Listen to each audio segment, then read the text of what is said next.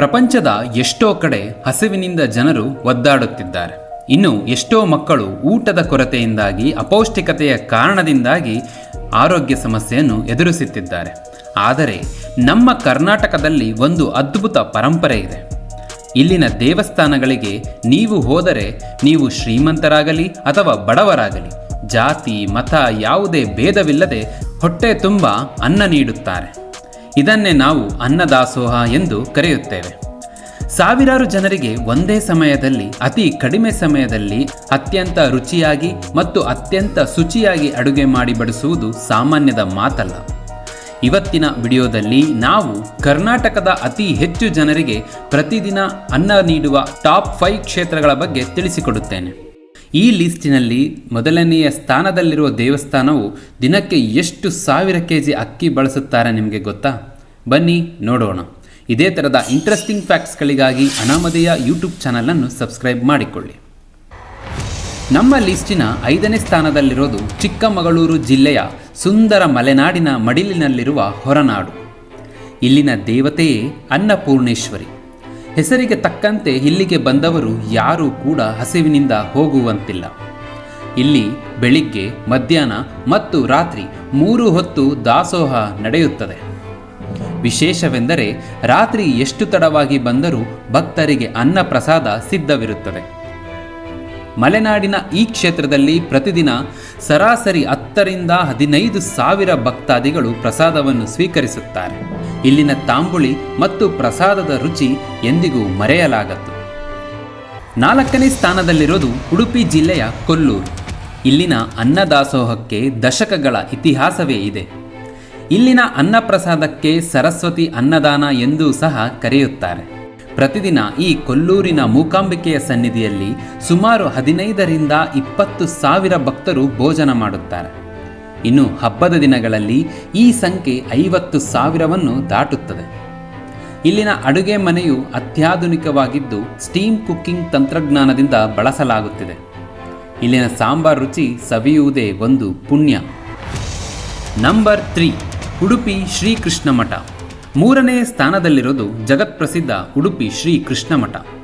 ಉಡುಪಿಯನ್ನು ಅನ್ನ ಬ್ರಹ್ಮ ಕ್ಷೇತ್ರ ಎಂದೇ ಕರೆಯಲಾಗುತ್ತದೆ. ಅಂದರೆ ಇಲ್ಲಿ ಅನ್ನವೇ ದೇವರು. ಇಲ್ಲಿನ ಭೋಜನ ಶಾಲೆಯಲ್ಲಿ ನಡೆಯುವ ದಾಸೋಹದ ವ್ಯವಸ್ಥೆ ನೋಡಿದರೆ ನೀವು ಬೆರಗಾಗುತ್ತೀರಿ. ಪ್ರತಿದಿನ ಕನಿಷ್ಠ 20 ರಿಂದ 30 ಸಾವಿರ ಜನರು ಇಲ್ಲಿ ಊಟ ಮಾಡುತ್ತಾರೆ. ಪರ್ಯಾಯೋತ್ಸವ ಸಮಯದಲ್ಲಿ ಲಕ್ಷಾಂತರ ಜನರಿಗೆ ಇಲ್ಲಿ ದಾಸೋಹ ನಡೆಸಲಾಗುತ್ತದೆ.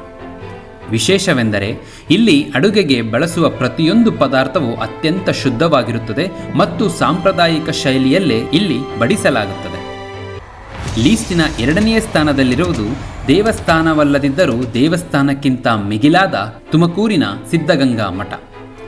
ನಡೆದಾಡುವ ದೇವರು ಶ್ರೀ ಶಿವಕುಮಾರ ಸ್ವಾಮಿಯವರು ಹಾಕಿಕೊಟ್ಟ ದಾರಿ ಇದು. ಇಲ್ಲಿ ಕೇವಲ ಭಕ್ತರಿಗೆ ಮಾತ್ರವಲ್ಲ, ಮಠದಲ್ಲಿ ಓದುತ್ತಿರುವ ಸುಮಾರು 10 ಸಾವಿರಕ್ಕೂ ಹೆಚ್ಚು ವಿದ್ಯಾರ್ಥಿಗಳಿಗೆ ದಿನದ 3 ಹೊತ್ತು ಉಚಿತ ಅನ್ನದಾಸೋಹವನ್ನು ನಡೆಸಲಾಗುತ್ತದೆ.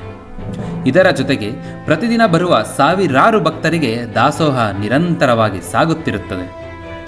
ದಿನಕ್ಕೆ ಸರಾಸರಿ 40 ರಿಂದ 50 ಸಾವಿರ ಜನರಿಗೆ ಇಲ್ಲಿ ಅನ್ನ ಸಿಗುತ್ತದೆ. ಇಲ್ಲಿನ ಅಡುಗೆ ಮನೆಯಲ್ಲಿ ಬಳಸುವ ದೊಡ್ಡ ಪಾತ್ರೆಗಳನ್ನು ನೋಡಿದರೆ ನೀವು ಆಶ್ಚರ್ಯಪಡುವುದಂತೂ ಸತ್ಯ. ನಂಬರ್ 1, ಶ್ರೀ ಕ್ಷೇತ್ರ ಧರ್ಮಸ್ಥಳ. ಇನ್ನು ನಮ್ಮ ಕರ್ನಾಟಕದ ನಂಬರ್ 1 ಅನ್ನದಾಸೋಹ ಕ್ಷೇತ್ರವೆಂದರೆ ಅದು ಶ್ರೀ ಕ್ಷೇತ್ರ ಧರ್ಮಸ್ಥಳ. ಇಲ್ಲಿನ ಅನ್ನಪೂರ್ಣ ಭೋಜನ ಶಾಲೆ ಏಷ್ಯಾದಲ್ಲೇ ಅತಿ ದೊಡ್ಡದಾದ ಮತ್ತು ಸುಸಜ್ಜಿತವಾದ ದಾಸೋಹ ಕೇಂದ್ರಗಳಲ್ಲಿ ಒಂದು.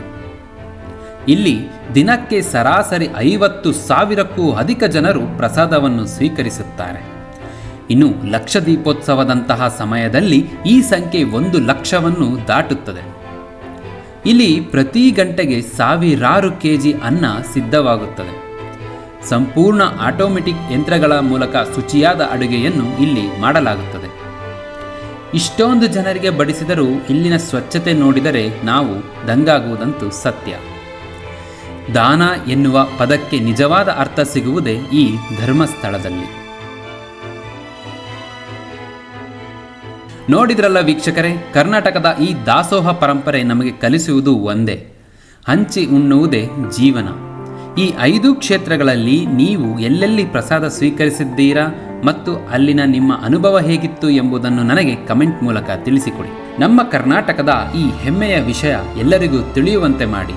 ಈ ವಿಡಿಯೋವನ್ನು ನಿಮ್ಮ ಫ್ರೆಂಡ್ಸ್ ಮತ್ತು ಫ್ಯಾಮಿಲಿಗೂ ಶೇರ್ ಮಾಡಿ ಎಂದು ಕೇಳುತ್ತಾ, ಇದೇ ಥರದ ಇಂಟ್ರೆಸ್ಟಿಂಗ್ ಫ್ಯಾಕ್ಟ್ಸ್ಗಳಿಗಾಗಿ ಅನಾಮಧೇಯ ಯೂಟ್ಯೂಬ್ ಚಾನಲನ್ನು ಸಬ್ಸ್ಕ್ರೈಬ್ ಮಾಡಿಕೊಳ್ಳಿ.